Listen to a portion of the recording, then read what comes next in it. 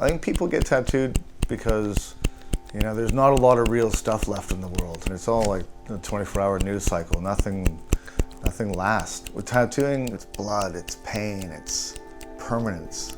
When you get that needle in your skin for the first time, you have to be there. You can't just call it in. You have to sit there and take the pain, and then sit there and heal it, and then you got to live with the consequences of your action. Good morning, everybody. Welcome to the East West Podcast with your host, Horisumi.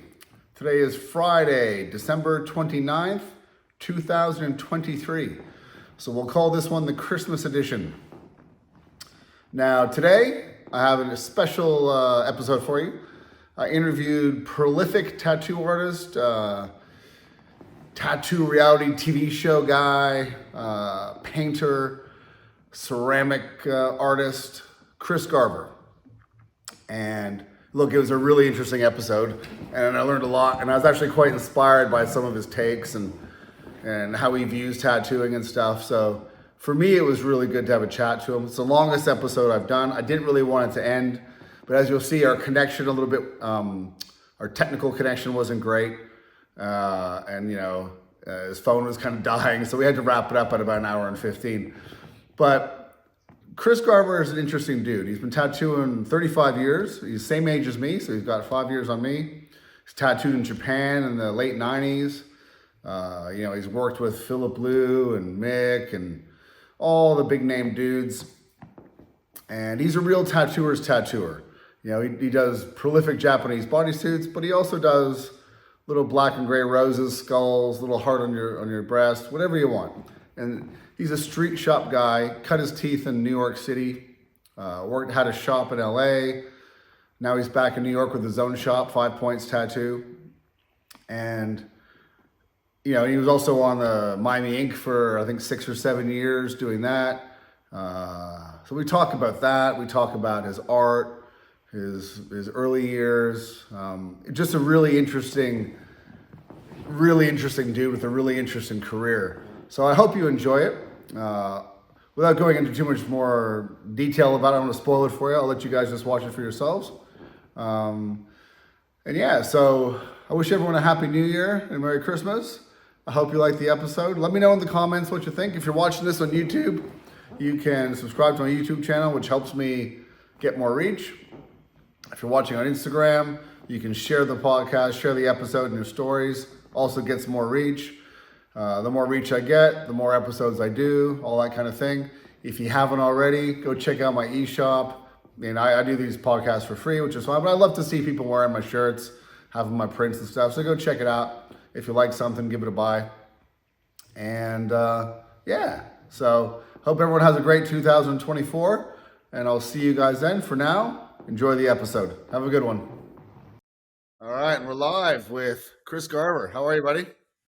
Doing pretty good. How are you?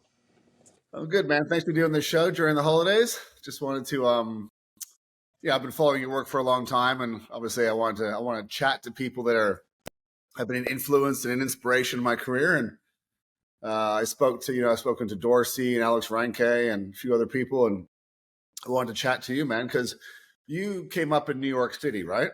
That's where you started tattooing? I did my first tattoos in Chicago, but I think I really cut my teeth in New York. Okay, and you used to work for Jonathan Shaw at Fun City?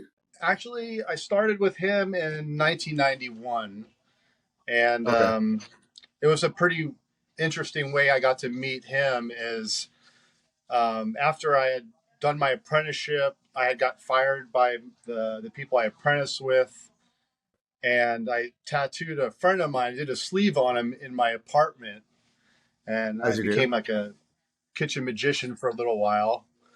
I was bootlegging, as they used to call it. And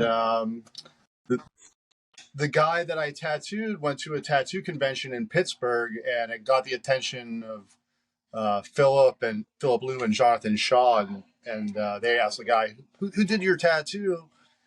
And he told them it was me, and I wasn't there, but I'd just moved to New York. So Jonathan was like, hey, if you get in touch with him, tell him to give me a call, and I got a job for him.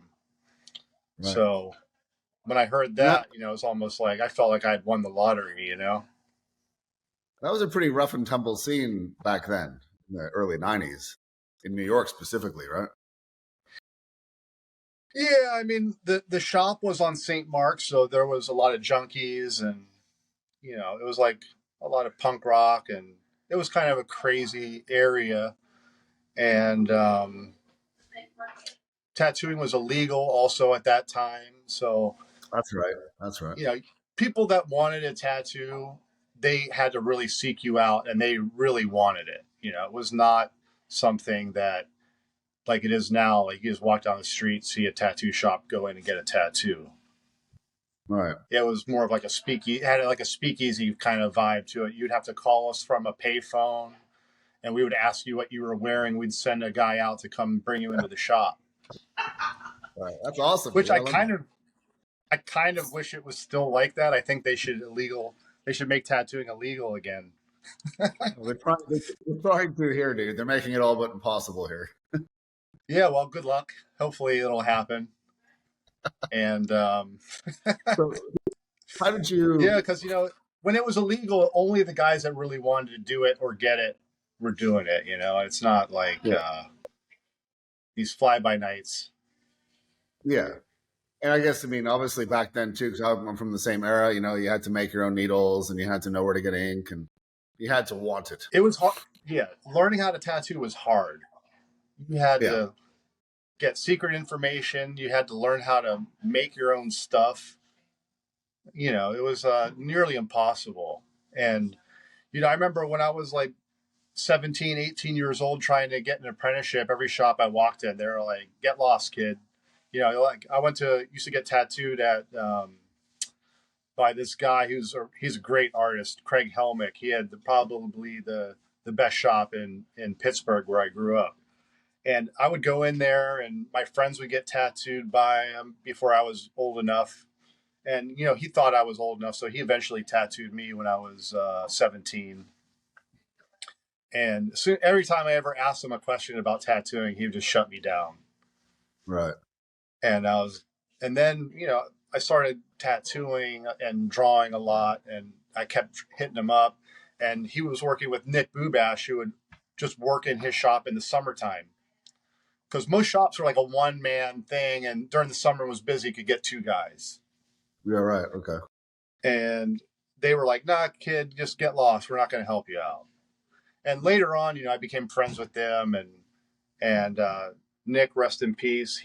I remember talking to him about it, and he was like, man, if we knew you were going to be good like that, we probably would have given you a job. But, back then, in a city of 500,000 people, there's 3 shops, and they're all slow. Right. Maybe do a couple tattoos a day, 3 guys in the whole city. So tattooing wasn't really that popular. Yeah. Yeah. And it was also doing whatever people, it was mostly just flash tattoos like Yosemite Sam and Tasmanian Devil and stuff like that. And the little dolphin. Yeah. Sure. Or a little rose on the chest for the ladies. So let's go back. Did you draw a lot when you were a kid? That's a standard question, but your versatility in your drawing skills look like you spent a lot of your childhood practicing and being influenced by many different things. Would that be accurate? Yeah, I'd say since I was a little kid, I noticed that I could draw better than the other kids. And, where I grew up, it was kind of rough. So I don't know how I spoke to a lot of people I knew that are artists that, weren't like exactly tough guys or anything. But being an artist kind of gave you a little bit of a protection, like you could, you could draw like people's gang jackets, like shit like that. You were useful. Don't beat this guy up. He's an artist. They're like, oh, okay. Yeah. It's kind of weird. But yeah, I always drew since I was a little kid. I always, whenever I was bored, that was like my go-to activity, other than, riding a skateboard or BMX bike or something like that. And did you have tattooed people around you that influenced you to get into tattoos? Like, what was the catalyst? Yeah, there was, in my neighborhood, a lot of guys had like the hand poked kind of tattoos or like prison looking stuff. Um, there was, I don't know if you know who Fit Buchanan is and Patty Yeah, yeah. Kelly, Yep. but they used to tattoo in an apartment in my neighborhood when I was Okay. probably like 12, 13 years old. So I used to see their tattoos like on the neighborhood limbs. Right, right. And so you got drawn into that world, and then being artistically inclined kind of Yeah, helped you. I got into skateboarding at a pretty young age. So like reading like Thrasher magazine, I got really into like the punk rock music, and a lot of those guys were getting tattoos that were like a little bit more exciting to me than like the old guys that had sailor stuff or just like the crude penitentiary style stuff that people were getting. And And what year? I don't know, it What just year kind of did you drew me start? in. Like I started getting into bands that were like really covered in tattoos. I was like, man, that was badass. And Right. that's kind of what really got me jazzed on tattooing. And what year did you start? Did you actually get And it's funny, I into ended up tattooing a lot of these. I actually what started year? tattooing a lot of these guys that when I would see them covered in tattoos, I was like, fuck, these guys are the shit. And then I remember when I moved to New York, I'm tattooing like all the guys that were Yeah, the right. ones that got me excited about tattooing. That's cool. That's totally cool. And what year did you start tattooing? Like, what was your first kind of year in a shop tattooing? Well, I had done a couple like hand poke tattoos when I was like 8, 9 years old. I did like three on my friends. I did. Yeah. I remember. I still remember what they were. I did a Playboy bunny on one of my friends. Another one of my friends, I did an Ankh, and then I also did like a cross that said like "Love Mom." I don't know if you've ever seen those. Yeah, yeah, yeah. And yeah, I got caught, so Yeah. So that was the end of that. that was the So end of that. how old are you now? 53. 53. So what year So, were you first tattooing in a shop in Fun City? 91?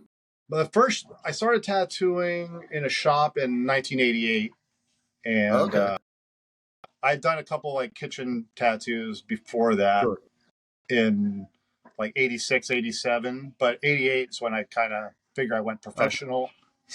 Right. So you've been at it for a fucking long time, man. Longer than most of my clients have been alive. Yeah, yeah. I've But been it's tattooing. almost embarrassing to tell when people ask me how long I've been tattooing. I was like, like over 20 years. I started in 93 in All Toronto right. under Crazy Ace. So I've been at it About for 20, 30 years. That's long. That's a pretty I've long time. been going 30 years. But I mean, fuck, man, you started. We're the same age, so you started much younger than me. I was doing in my late teens. Like I did the same thing. I started kitchen magicianing when I was 14, 15, and doing some homemade, penitentiary style rotary machine stuff. And then I wasn't doing it very well, so I stopped. But then in my late teens, I did a bunch of other jobs. Like I was a private investigator for a while, and a little bit of this and that we won't talk about. But Sure. yeah, I mean, 30 years I thought It's was a a fairly long lifetime. time.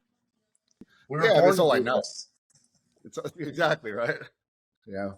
Now you spent a lot of time. You went to Japan quite early as well, right? In the '90s when the Yeah, I cross. went there. I went to Japan the first time in 1999, Okay. and then I stayed there for a while after the first two trips, and then I moved back to California. I moved to Los Angeles after I left Japan in And you had a shop. 2000, 2001. You had a shop in California called True Tattoo, correct? Yeah. With a partner, right? Yep. And then you moved back to New York after that. Actually, that's when I got picked up to do the Miami What Ink was, show. what was that show called? Yeah. It was like a tattoo reality show, kind of. Oh, dude, I know. We'll get into that. We'll get into that in a minute. Because I had Ami over here earlier this year at the farm hanging out with me, and we did a tattoo convention. He came over to Australia to host a tattoo convention, and he came down to the farm. We hung out and stuff and talked all about that kind of thing. But back to Japan, which So in '99, there wasn't a lot of Westerners going to Japan. There wasn't a lot of crossover at the time yet, was there? Um, well, when I was out there, I tattooed at Three Tides, and they were guesting some guys from the United States. Like I remember Chris Trevino was coming out. Like he would do like every 2 months he would come out, Right. Okay. and Adrian Lee was coming out a lot. So Right. it wasn't like I was pioneering. Like there's a lot of people I know that had been going out there before me, but it definitely wasn't as common. You know, like I remember like when I got there, you'd go visit some tattooers and they would take you around and show you off to their Japanese friends. You know, like, look what I got. I got a guy from America. You know, so it was. Scratch Addiction and Three Tides were the first kind of public-facing tattoo shops in the big cities, right? Yeah, I tattooed at both of those shops, so um, it was definitely an experience. You know, tattooing. I tattooed at Scratch Addiction first, and yeah, just being there in the middle of Harajuku was kind of it was pretty wild. Yeah. You know, my boss would yeah. take me out every night to like hostess bars and clubs, and man, he was just dropping money. Like I was like, holy shit, this guy's fucking spending money like there's no tomorrow.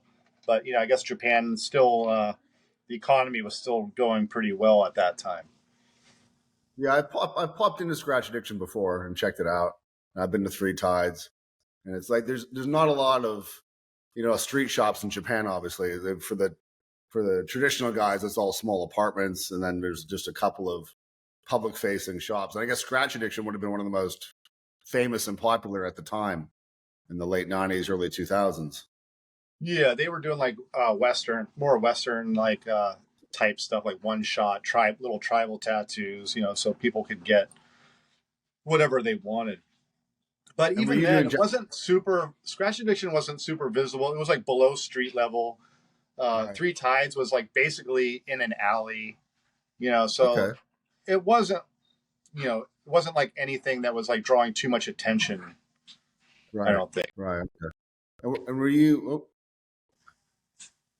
you there? Yeah. Lost you for a sec. And were you doing Japanese tattoos there at that time?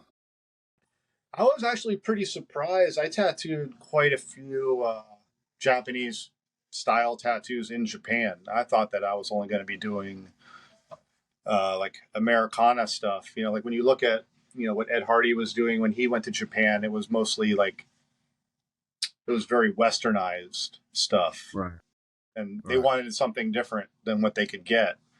But I did some pretty traditional looking tattoos when I was out there. I didn't expect that at all. It's a bit intimidating to do, Japanese tattoos on Japanese people in Japan as a Westerner. Yeah.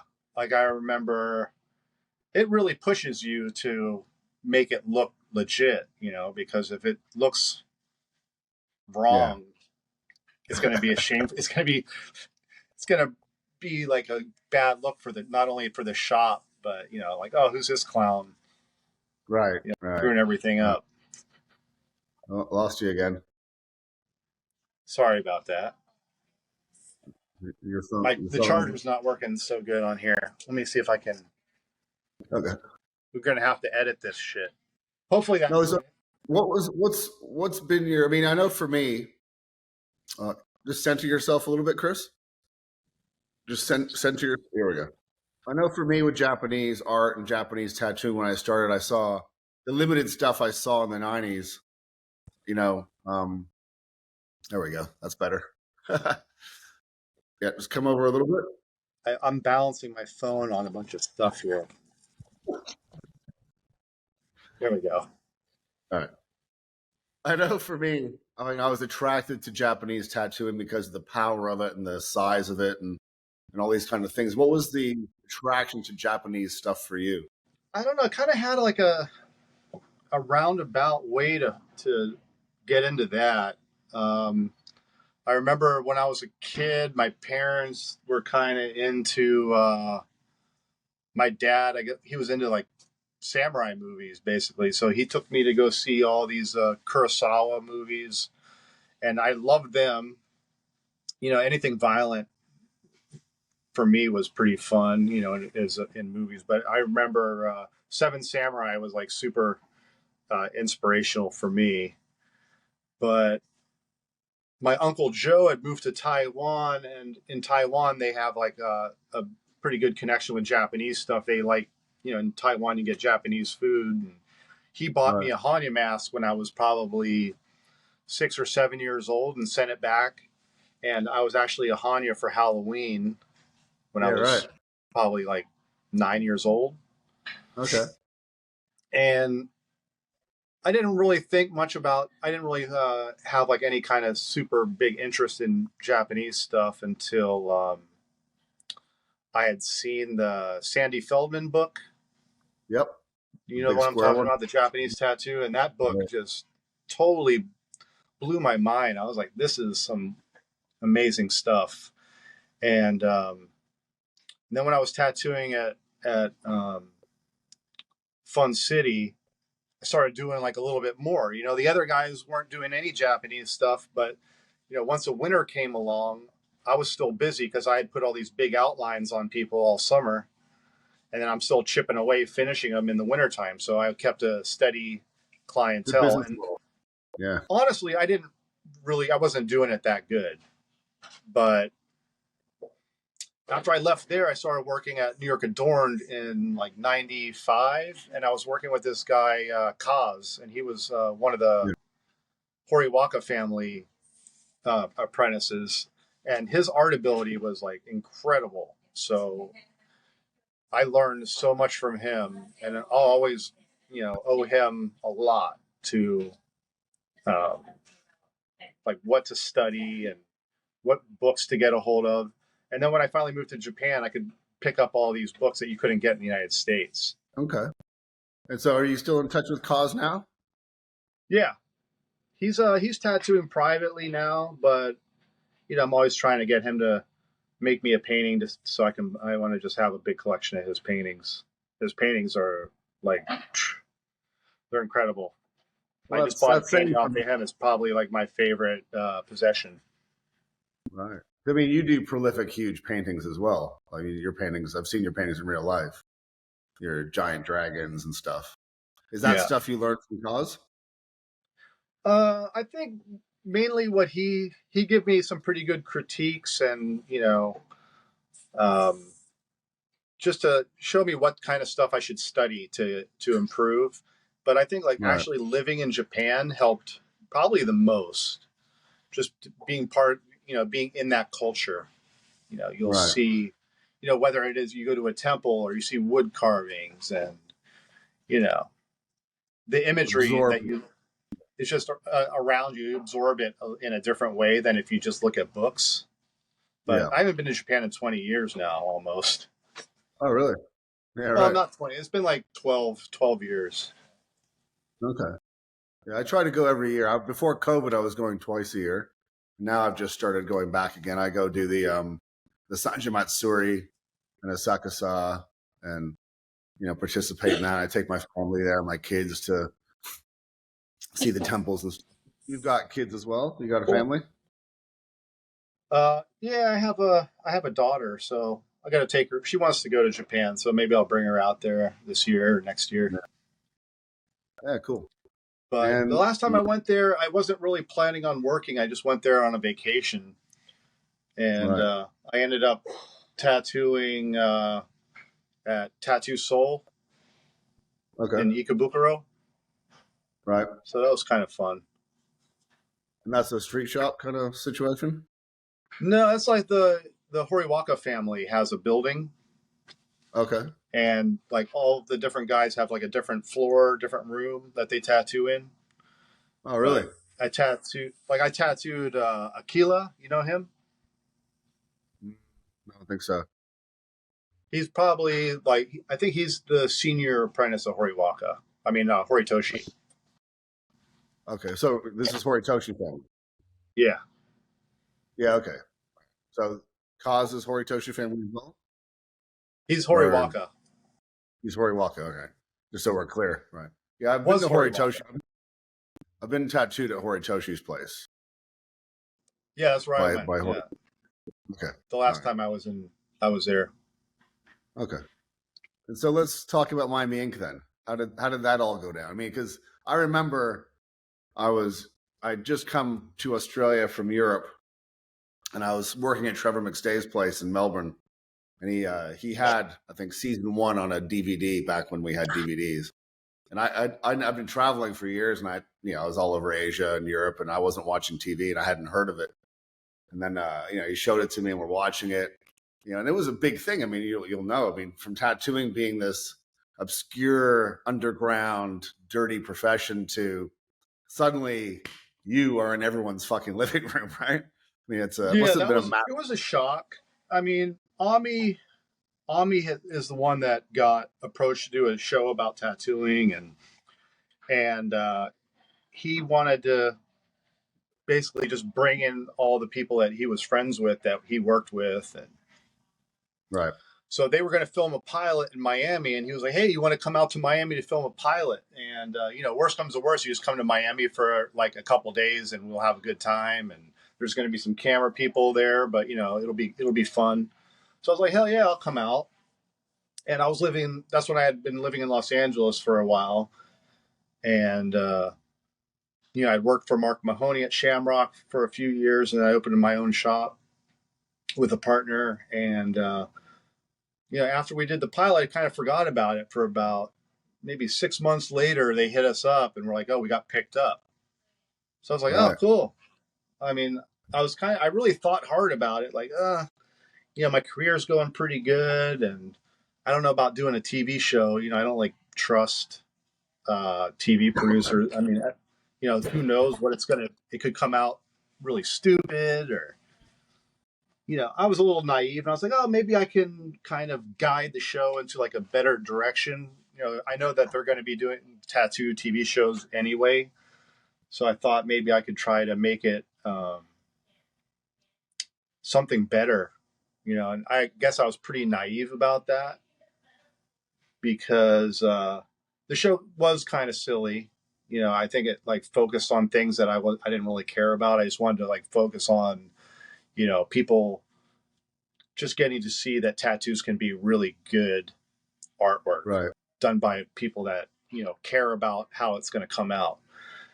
And the producers, they're going to make it, they're going to spin it however they think, whatever's going to make the ratings higher. So if they're going to do a documentary type of show, the ratings are going to tank. So they need to make drama. They need to have things that emotional pornography, if you will. Right. And that was the stuff that made the ratings spike. So once it got to be like that formula, I kind of checked out. I know that the producers were frustrated with me because I'd be like mocking the show on the show. Like they would try to surprise me with like a friend of mine, like who wanted me to tattoo them, and they'd be like, "Oh," I'd be at work, and then like some friend of mine from years I haven't seen in years walks in with the cameras, and they're like waiting for like this big reaction from me, like, "Oh my god, yo, what's up, Scott? How you doing?" But I'd be like, "Oh no, what happened? Are you okay? What are you doing here? Did somebody die?" Because the show was all about a lot of melodrama and sad stories. So after a while, I couldn't take it anymore. How many seasons did you do? I don't know. They kept doing like season 1 and then 1A, 1B, because every new season they had to bump up our pay. So they would just try to extend the seasons as long as they could, so they didn't have to pay us too much. Right. I mean, look, the show, you're right about the drama aspect and the reality TV show nature of it. But I mean, you're right. I mean, it brought there's people bitching about it at the time, right? Like, I saw it as, this is good for tattooing. It's a double-edged sword, of course, but it put tattooing in the mainstream and put tattooing in people's living rooms so grandma could see that it wasn't all hookers and sailors. And in that aspect, I think it was a positive. It kind of, in some ways it was positive, in some ways it was negative. I mean, it boosted the tattoo industry that people like to say nowadays. Yeah. Everybody's making more money. More tattooing is more acceptable. You can walk around without people looking at you like you're, they don't pick up their children when you walk by. So, I mean, there are some good, I've had a lot of people thank me. So they're like, oh, thank you so much. Now that, tattooing is okay, my parents will talk to me again, or, just like crazy shit like that. Right. Or, But there's also, and then a lot of people complain about it. You're like, oh man, like tattooing's it's not what it used to be, and blah, blah, blah. And it's like, oh yeah, but you own your own house now, huh? well, that's the thing, right? I mean, when we were in the 90s, like you said, summers were busy, winters were fucking slow. And you basically just, whatever money you made, you went and got drunk and partied. And, it was a bit of a no-hoper kind of all the time. I think the cool thing about it, when it was a harder way to live, is that when it's only the people involved are like the really hardcore people that are just going to do it no matter what. If there's money in it or not, they're still going to do it. It kind of made it seem more magical and like a special private thing.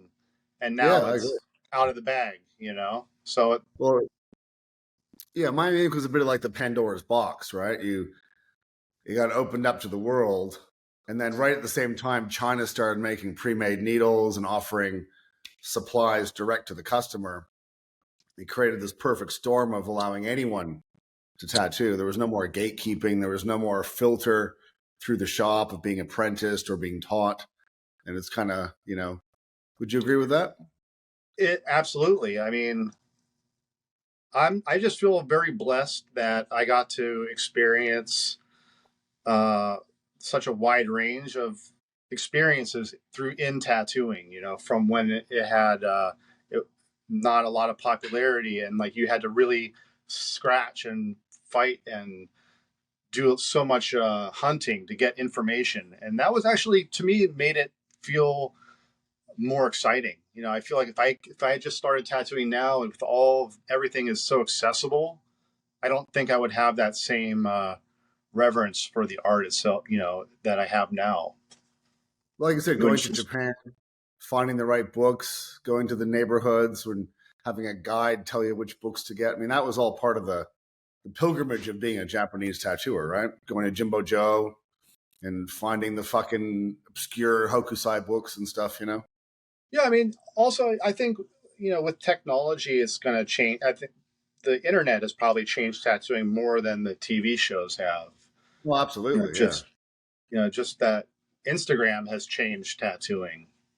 You can go on Instagram and see tattoos that are, better than anything you've ever seen in your life. You're like, holy crap, here's another perfect tattoo. Just keep swiping perfect tattoos all day long. It almost is like, it gets boring.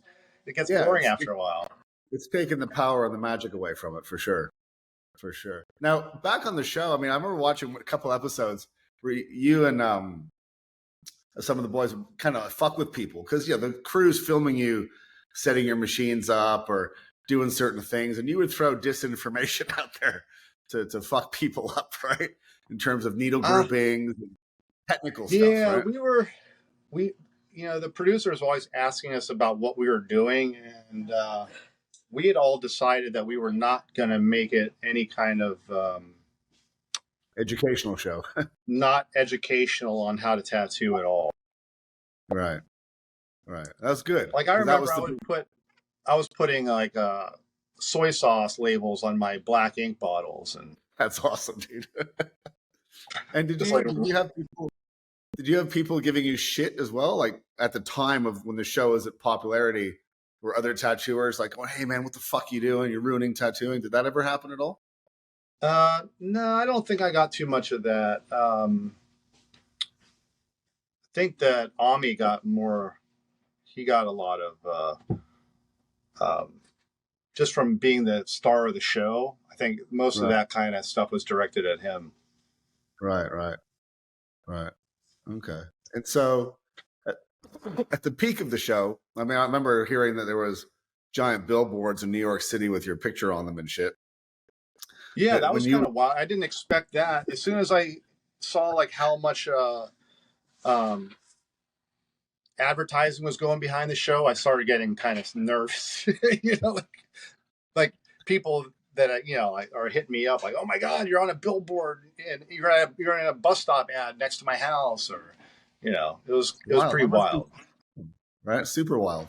And the fame. I mean, walking down the street or going for a drink or a bite to eat with your girlfriend, people were approaching you and treating you like a celebrity. Yeah, that was pretty interesting. Yeah, I just feel lucky that I was already a fully formed adult at that point, and I didn't let all that go to my head. Yeah, because I could see if I was like 18, 19 years old with that kind of attention, Yeah. it could have been bad, But I think since you know, I was already 34 years old when the show came out, so And it it didn't seems to have, destroy me. yeah, it seems to have kept you level. I mean, you didn't go and open a bunch of fucking Chris Garver tattoo shops and, capitalize on this, TV fame. You seem to have kept it real. Yeah, I And don't know. I just feel like too much of that. I feel like it would have been kind of, it wouldn't have been me. It would have been embarrassing to me, to try to plug that whole. I'm the dude from the TV. As soon as the show ended, I ended up working at a really discreet tattoo shop, Invisible. It was called. oh no, I know I work there. I did a guest spot there. I'm friends with Troy. Yeah, so I was like, I'm gonna hide out. I'm gonna work with like really great artists, with Regino Gonzalez and Yeah, Kiku man. and Troy, and I just wanted to work with like really good dudes in a discreet tattoo shop. I didn't want to do anything high profile. I was like, I just want to go back to the way it was. I'm tattooing. I want to tattoo serious clients. I don't want to tattoo people like you're the dude from the TV, and just like wanting uh, Yeah. TV fan tattoos. Which I am still grateful that people want to get tattooed by me if they were a fan of the show. Like I don't have anything against that, but um, I always wanted to be like a serious tattooer, not just somebody who was gonna um, try to capitalize on television fame so much. Yeah. I mean, I remember hearing stories. I'm friends with Troy, and he was telling me stories like you would go work in Miami at the shop outside of filming, and there'd be lineups at the fucking door, It was and crazy, yeah. you could just make your price. Like a fucking tattoo like that, you could charge $1,000 for it at one point. Yeah, it was pretty wild. I That's mean, I couldn't do the pricing myself, or I wouldn't have made any money, But Troy would come down for sure, and all our friends, we would get them to come down and make, they could tattoo as much as they wanted. It was like a banana. It was like a bonanza. you know? I mean, that'll never happen again. That was something in history that was just a special moment in time, I think, right? Yeah, I remember like just Mike Wilson coming to the shop, and he did like this giant Indian head in like 2 hours, and it was like $2,000. And I was like, I never experienced anything like that. I remember seeing Jonathan Shaw get as much money as he could out of somebody, and like being pretty impressed.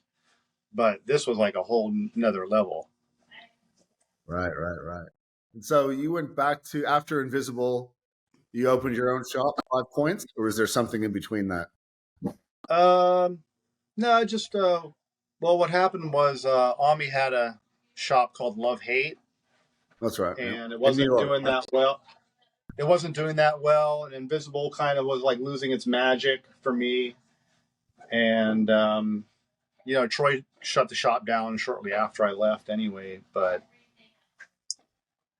Ami asked me if I would take over the shop. It was because he wasn't living in New York and it wasn't doing that well. So I just kind of took it over, changed the name, hired new people, kept some of the guys that were working there that were the best ones, and yeah, ever since then I kind of turned it around, and Oh, so I've five been there for points about is 8 years now. 5 points is Five the Points old was boat. originally a love hate shop, No, okay, I didn't know that. I didn't know that. Okay. but I didn't want to Okay. be part of any kind of like chain franchise type thing. So And so is RG working with you now, or where's he? uh, after Invisible shut down, Kiku opened a shop. So RG has been working with him. They're like Okay. Okay. They're like And a so, package deal. all right. I mean, RG is unreal. His work is crazy, right? He's Yeah. I mean, I've been actually, I've been trying to get him to give me a back piece for like 15 years now, and he won't do it. So I still have no back piece. I've been like, why, I why was won't like, he do it? I don't know. I mean, he says I'm too OG for him. Is he scared to not? He's I mean, scared I to know he's tattoo free. me. I told him, I said, you can't put the pussy on the pedestal, dude. You just got to do it. I was like, I'll give him like an envelope with 10 grand cash. He's still like, no, no. I was like, are you ever going to do it? He's like, no. So now I have to like find Yeah, somebody right. else. But now I'm like, I don't know if I should, if I should even bother with it. I Yeah. guess I I mean, should. I finished my bodysuit last year. I was very untattooed for a long time, and so I started my bodysuit at like 45 years old. Oh, Lasered off wow. all my old shit and started again. And yeah, it's as we get older, man, it's fucking unpleasant. You know? Well, it never has. Actually, the last couple times I got tattooed, it wasn't that bad. I remember thinking to myself, like, oh man, I could do this all day. Yeah, Yeah. yeah, I know, man. Wait till But, you start the back. yeah, that was like I remember like I got my inner thigh tattooed by Horimomo. Yep, Maybe he's yep. just gentle. I don't know. Was that Tabori or by machine? Yeah, Tabori. Yeah, that's more gentle though, right? I mean, that doesn't have the sharpness. It depends on the person, I think. Like in my experience, I've had Tabori done where it was like really painful, and I've had it done where it was like I could barely. It just felt like somebody's like poking me with Right, a toothpick or something. right. Have you ever been curious to learn to go deeper into the Japanese thing and learn to tattoo by hand or anything like that? I'm sure you've been invited to I've work done with some them. stuff. I've done a little bit, but you know, I'm really just an American guy. And you know. you do all styles still. I mean, I was going through your Instagram before we got the show going today. I was just going through your stuff from the last couple of years, and you're still doing like rock and gray realism, and still Oh doing yeah. you do Um, everything. well, I grew up in street shops. I worked Yeah, for Jonathan Shaw, Lou Scabaris, Mark Mahoney. These guys were, you go to their shop and people come in, they want to get tattoos, and you do them.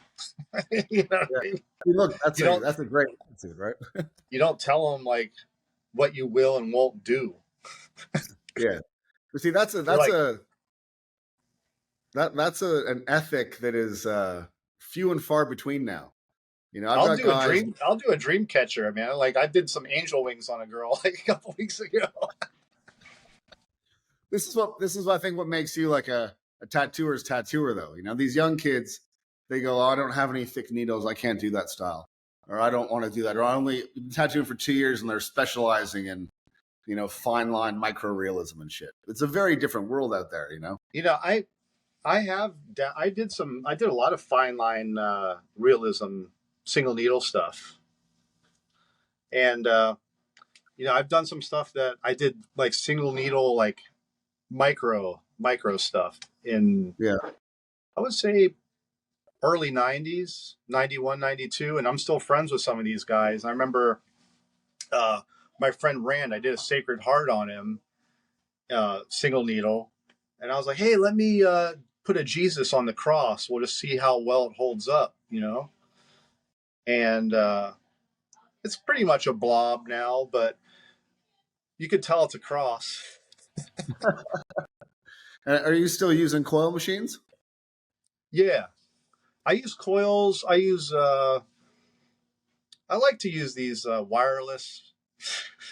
Oh, you've I gone like for to. the long. I started using these wireless. I started using this wireless machines for a few months now. They're not too Yeah. bad. I like to use them for like white, yellow, pink.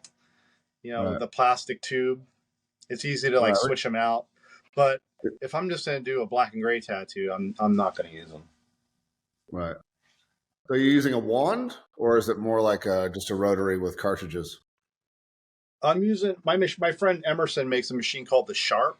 I've been using that.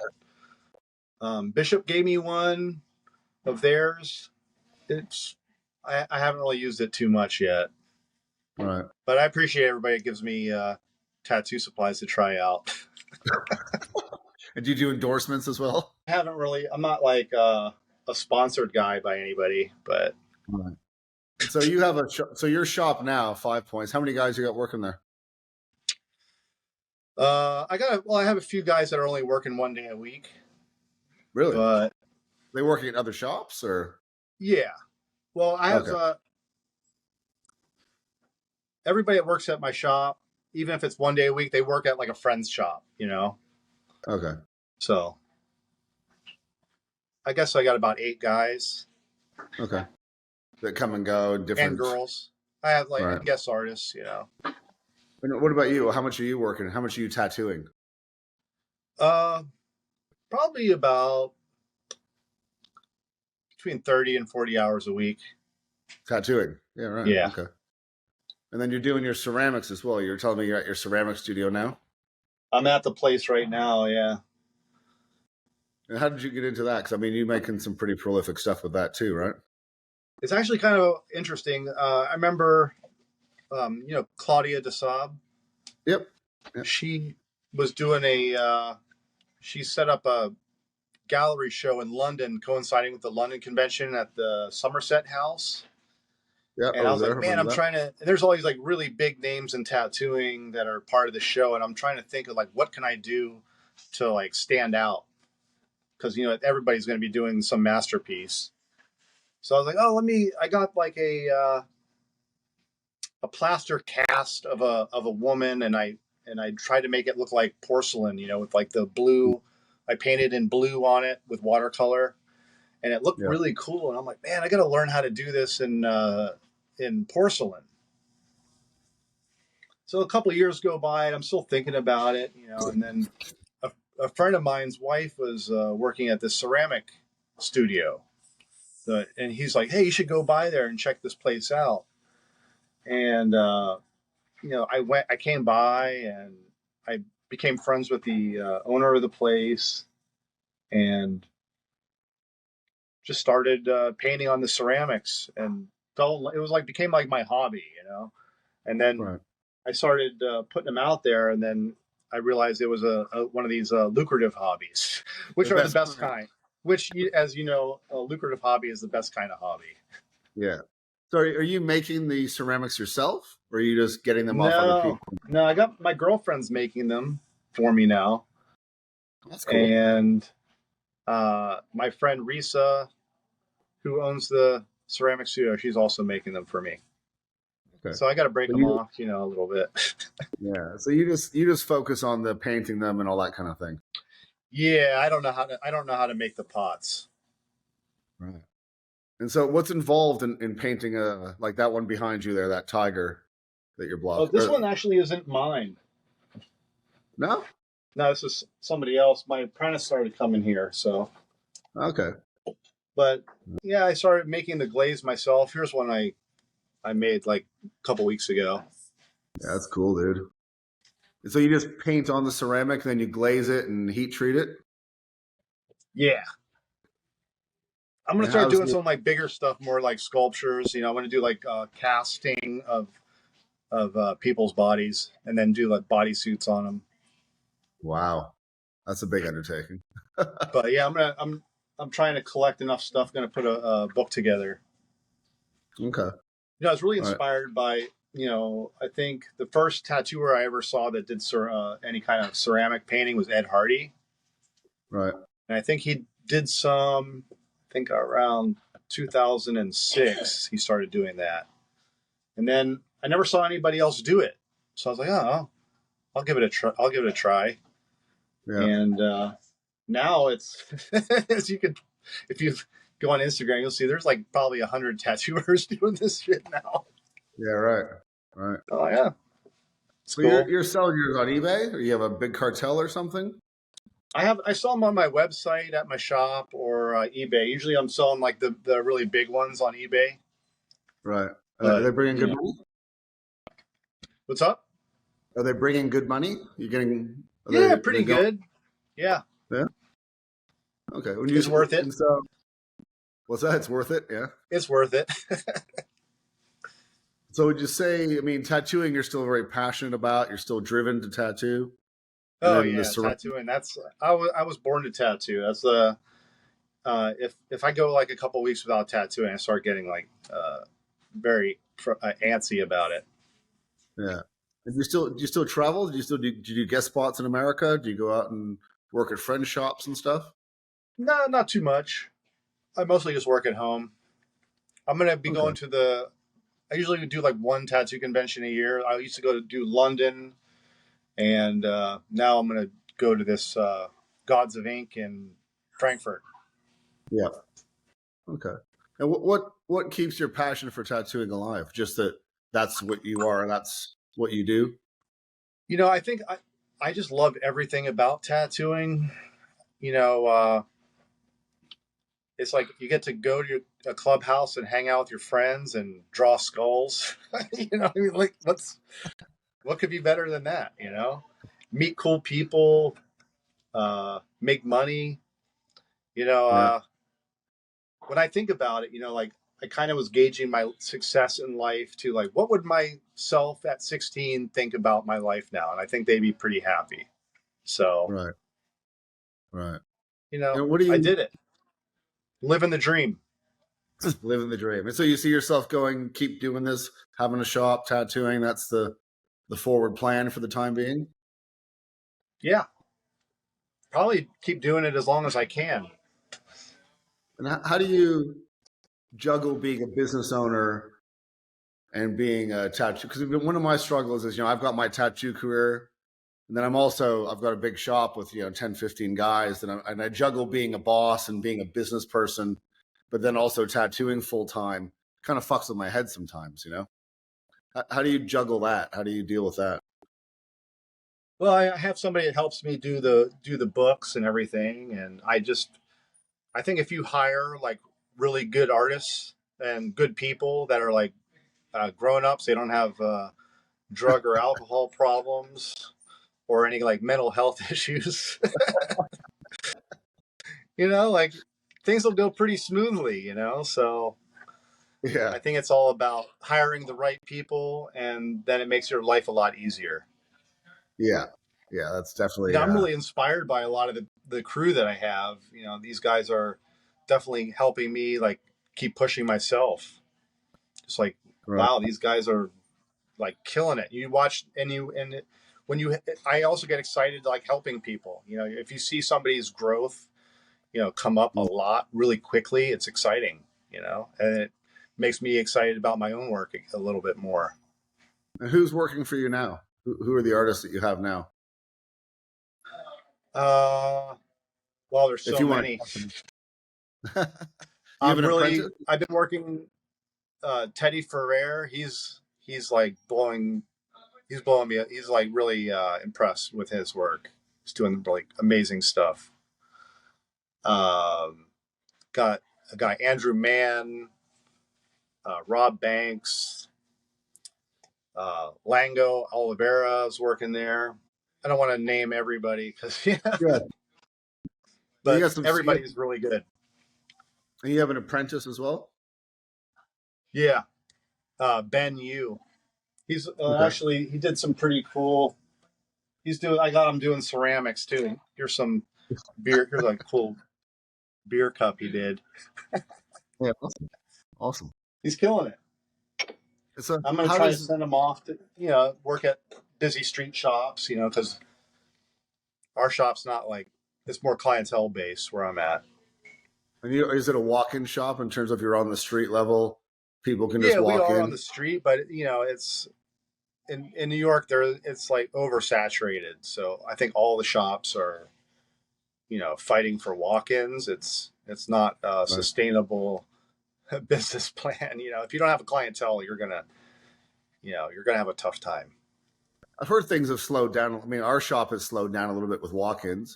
Our established artists are good, but I've heard like in the States and in the UK and stuff, it's slowed down quite a bit because of oversaturation, I unstable think what economy. happened was there's just especially with COVID, you got so many people like Instagram people just made the tattoo artist lifestyle look so appealing, and so millions of people decided to become tattoo artists. Right. Like it's popular.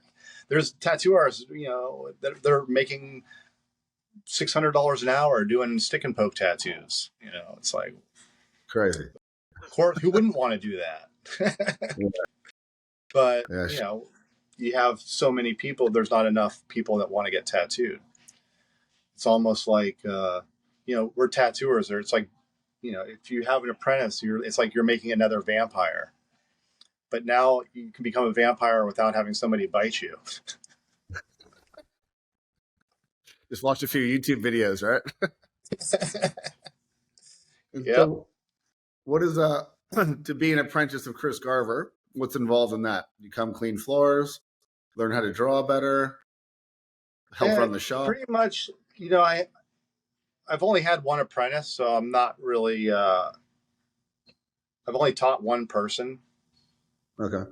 So I don't know. I'm just trying to figure it out. I'm not. He's a good kid, so I'm not trying to bully him or like try to chase him off to see how bad he wants it, because he's a solid dude and he loves tattooing. So I'm just trying to teach him as good as I can so that he doesn't shame me. It's a good strategy. All right. And so what else? What's your take on the current way tattooing is? Like you're talking about, vampires, right? I mean, so what's your, obviously being in New York, you're seeing everything. You're seeing the vegan tattoo scene, the stick and poke tattoo scene. You'd have a much bigger window to that than I would, being in provincial Australia. New York's pretty wild. I mean, it's, I think one of the things that kind of struck me was I feel like that we're living in, there's like tattoo parallel universes that we don't come into contact with. Like I know, like I'll hear that there was a tattoo convention in New York and I didn't know anything about it. And it was only people that are using wireless pens and doing color realism tattoos. I'm like, I didn't have any idea that even happened. So, right. There's going to be all kinds of genres and subgenres of tattooing that, I'm not aware of. So tattooing is not really it's not really a cohesive scene anymore. Like you said, there's all these parallel tattoo worlds based on styles. And is it the guys that work for you are all coil rotary machine dudes doing traditional stuff? Mostly they're coil guys. Some of them use like the Cuban, or that's what the Cubans, or they'll use like a D20 or something. But when I use if I use a pen, everybody kind of laughs. I'm getting made fun of. And they're mostly doing traditional style stuff, like traditional Americana, traditional Japanese. Yeah, mostly traditional, or usually either like Western traditional or Japanese. Right. I got a guy, Yoni Zolber. He does Tibetan style. Yeah, I know Yoni. Yeah, good dude. Yeah, he's great. Okay. All right. And so what else? What else do you want to add before we wrap this up about tattooing? I mean, your career is what, 30, 35 years now? You've been tattooing? Yeah. And you're still into it as much as ever, which is, Yeah, maybe even more. Like I remember like how excited I was like at the beginning, and sometimes I still feel that way. Right. Are you now? So here's I the feel big like tattooing is the only thing I really know how to do as far as my career. It's the only job I've ever had other than like I used to sell newspapers. You know what I mean? When I was like a little kid. But yeah, tattooing is like what I know, and hopefully I'll be able to keep doing it. Now, are you drawing on paper or have you gone to the iPad? I draw on paper. Okay, that's good. I like the sound of it, like on the pad. Like I feel like I start feeling I don't feel as relaxed. Right. I mean, you keep all your drawings, I'm assuming, as well. You've got all your sketches and you've got like a history of your... I have piles and piles of drawings, but I know that it is easier to, like an iPad does make a lot of things easier. You can make a cleaner stencil So I don't have an iPad, but I bought one of these Wacom tablets. It's basically the same thing. Yeah. And I use it for if I need to make a T-shirt. Right. Right. That's all I use. But I have an iPad. I just use it for if I'm making stickers or T-shirts or something like that, or anything that doing it has to be like layered graphics. I use that. But yeah. I much there's nothing prefer. like drawing on paper for me. Now, are you using? If we get a little bit into the technical stuff on your drawing, are you using markers to do your roughs? Or are you using red pencils? Or are you using just an HB pencil? Like, what's your Mostly, process? yeah. I'll use like at the shop. I use a red pencil, and then I'll Yeah. just use a light table with like a brush pen. Right. And just build it up, kind of thing. Yeah, Now, usually I'll just do like the red pencil, and then I could do the finished drawing off of that. are you still using reference, or you got it all in your head in terms of? It depends on how familiar I am with something. Like for a dragon, I definitely don't use reference. Right. Right. And your Like I'm not paintings, the too same. like as far as like with Japanese stuff. I trying to do like the all the heroes and characters. For me, that's like the hardest because it's really difficult for me to draw that without reference and. Like there's little things I figured out how to do, like a little bit of the robes and like the belts and things like that, and the poses. But as far as like all the patterns, oh, to me that's like Nightmare that's fuel. that is a lot of work, man. Right, right. And do you freehand any stuff on the skin? Are you stenciling everything? Yeah, I freehand all the time. I freehand a lot. Okay. I would So say, like a big back. yeah, I've freehanded a lot of back pieces. Okay. I mean, a friend of mine, Joe Vegas, he used to work with Bob Roberts. I did a back piece on him and I drew it out on paper, but when I stenciled it on him, it didn't quite fit exactly the way I wanted it to. Even though I had Yeah. measured his back out, everything, but when I put the stencil on it, like it looked funky. So, like when you do a back piece, like everything at the top of the back looks really bigger, and then Yeah. things kind of shrink at the lower back. So I just ended up drawing it on him. Turned out good, I'm assuming. It turned out a lot better than if I would just went for the stencil. Right, right. Okay. I'm pretty bad at stenciling because for me, like placement is super important, and it's almost impossible for me to stencil it exactly the way I imagine that it's going to look. So Right. sometimes I'll stencil like bits and pieces and then freehand all the gaps. Yeah. I mean, I did come up in like, the way I started was so different than the way things are now. Like I remember, like for me, like I just trying to make the coolest tattoos that I can. And when I started, it was just like the guy that makes the most money at the end of the day wins, not the guy Right. that does like the coolest tattoo. But I think at this point in my life, I'm comfortable enough that I'm just trying to make the coolest shit I can. That's what I get satisfaction from. Right, right. I mean, Horiyoshi too. I can't remember his name, Kuraname, right? Kuranuma? Koronuma, right. So apparently he wasn't tattooed at all, right? He did those big His prolific dad back didn't pieces, want him to get tattooed. Yeah. right? And he did those, those books and books of prolific bodysuits and back pieces. And apparently he made his hourly rate quite low so that he could have much more artistic control over what he did because he wasn't about the money. I think he wanted to do as many pieces as he could as well. That was his motivation, right? Yeah. I love his work. I reference his stuff a lot. I like the way he put bodysuits and back pieces together in his backgrounds. Even Horiyoshi 3, I mean, his rates are definitely affordable to like construction workers, like it's not like he was charging so much money that you had to be rich to get tattooed by him. Well, that's the thing with Japanese stuff because you're doing, a 50-hour or 100-hour tattoo on somebody. You can't be charging like you said, $600 an hour for a fucking tattoo like that, right? It's a whole different business model, And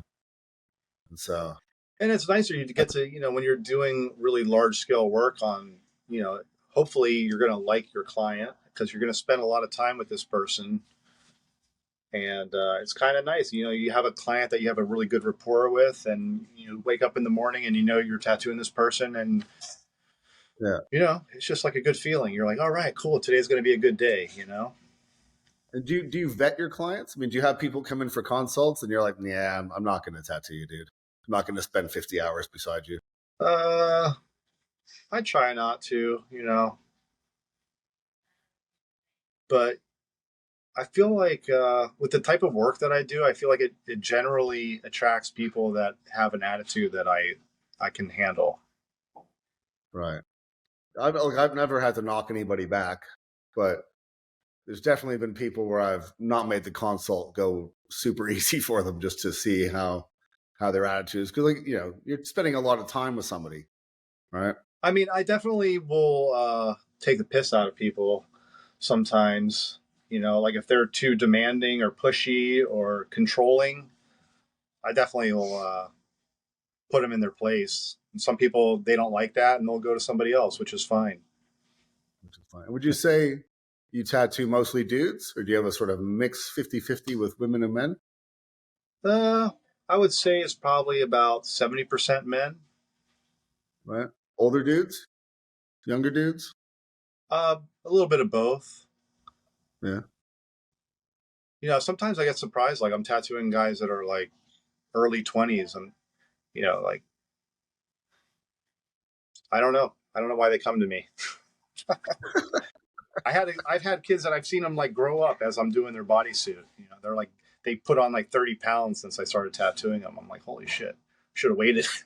Cool, man. Listen, man, it's been great talking to you, Chris. And I'm You sure I've too. got a bunch more questions, but we'll leave it at. We've been a little bit past an hour, and I don't want it to turn into just a boring conversation. So we'll leave it here, and maybe in a year we'll talk again. Cool. And Thanks for having see me. how. Oh, look, man, it's been we met in London years ago. I don't know if you remember you and I sitting in the Ibis, Yeah.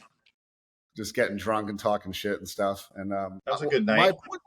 The point of my interviews is I like to get to know the artist. I like to find out what inspires you. A little bit selfishly because I'm always looking for more information and more insight into what makes other artists tick. As I'm sure over the you've worked with Philip and Mick and these big name dudes, and maybe you've picked their brains as well.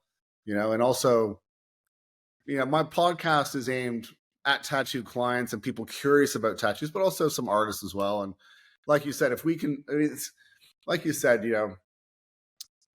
if we can inspire a younger generation that has good values and good morals and good tattoo ethics and are passionate about it for the right reasons, I think now is the time to do that, because there's so many of these young up and comers.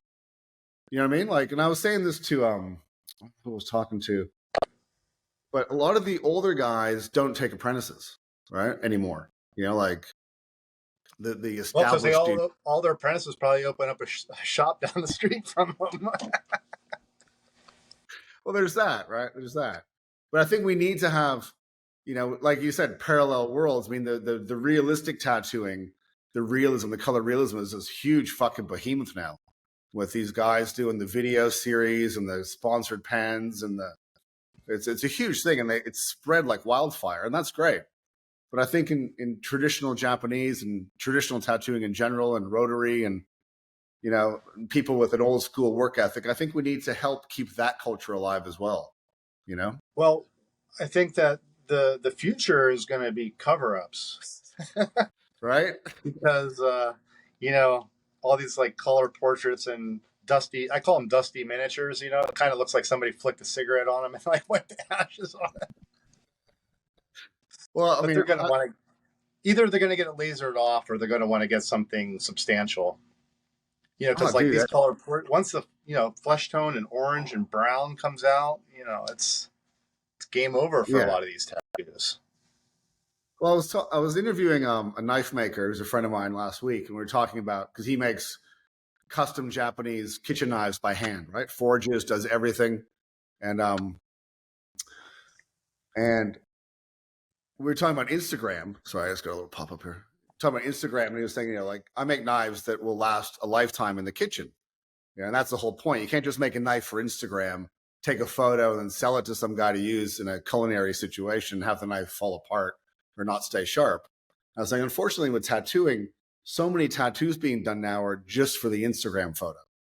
And there's no thought given to the longevity and the wearer that has to carry it, you know? It's kind of the point where you can't even really call it a photo anymore sometimes. Well, because it's fucking, you know, structure, contrast, saturation. And then they're actually like meshing the tattoo with the photograph. Yeah. People do that. Yeah. I've seen something where it looked like somebody took like a Mid-Journey fantasy design and just put it on somebody's arm and made it look like it was a tattoo. It's probably not even a real tattoo at all. Yeah, that's fucking wild, huh? Because you can tell it does the way the image doesn't curve around the body. Right, and then they're using the, you know, those lights and the special filter for the camera that makes everything super contrasty and makes the white. And I think it at least unreal expectation. I'm like the worst photographer in the world. I know. I think it does a disservice for the poor client who thinks he's going to get some fucking magic wizard shit, and then 6 months later, his tattoo looks just as fucking faded as some old guy's stuff. I've heard this story that in Europe with these color realism tattoos, that people are instead of showing you their tattoo, Tucker, chill out. Instead of showing you their tattoo, they just show you a photo of their tattoo when it was done because it's aged so poorly. Have you heard of this? No, but it sounds. I want to see what they really look like. Well, that's the thing, right? I mean, you imagine how disappointed you'd be giving some guy $3,000-$4,000 for a day of tattooing, and you're embarrassed to show it, right? Oh, so, yeah, that'd be awful. Like that guy got the candles on his fingers. Oh, the black and gray one? I haven't seen that. I haven't seen that aged. Not good. Or some of these like Kobe Bryant portraits where he's got like sweat beads on his forehead. Well, hopefully we can inspire, you know, the people on our side of the parallel universe to keep that movement alive, right? Well, I think that, you know, the future, everything's going to become a little clearer. We're going to have to see it. We'll see again, because I've seen color portraits that were done in like the late 80s, and I was already covering them up in the early 90s. Right.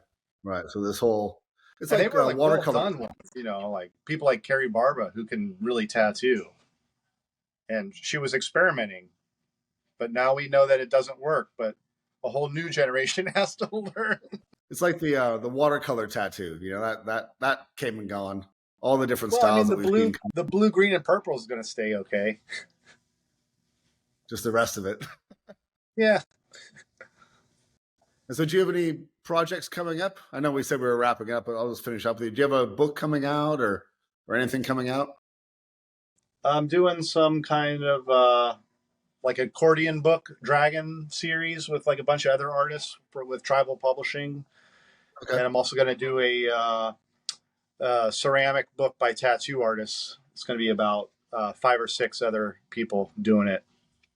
Okay. And yeah, I mean, I think the ceramic stuff's pretty cool for tattoo artists because, you know, we're used to decorating 3-dimensional objects, right? Ooh. So it just feels natural. Good crossover. Yeah. And if people want to buy, it'll last longer than a human life, as long as your cat doesn't knock it off right. And off the table. If people want to buy, do you sell your paintings? Are you still doing paintings?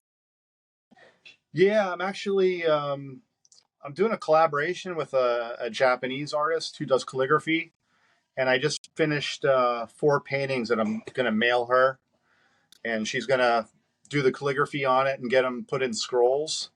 So I'm really looking forward to see how that comes out. That should be a couple months. It'll be done. Okay. And if people want to buy your current stuff, your ceramics or anything like that, prints, go to your website. Yeah. ChrisGarver.com. What's your website? ChrisGarver.com, and then they can follow you on Instagram at Chris Garver. Yep. I'll put all your stuff up at the end of the episode. Awesome. Thank you. All right. Listen, dude, thanks for doing it, mate. Yeah. Great talking to you. Merry Christmas and have a great New Year's. You too. And best of luck next year, and we'll catch up again soon, all right? Yep. Have a good one, man.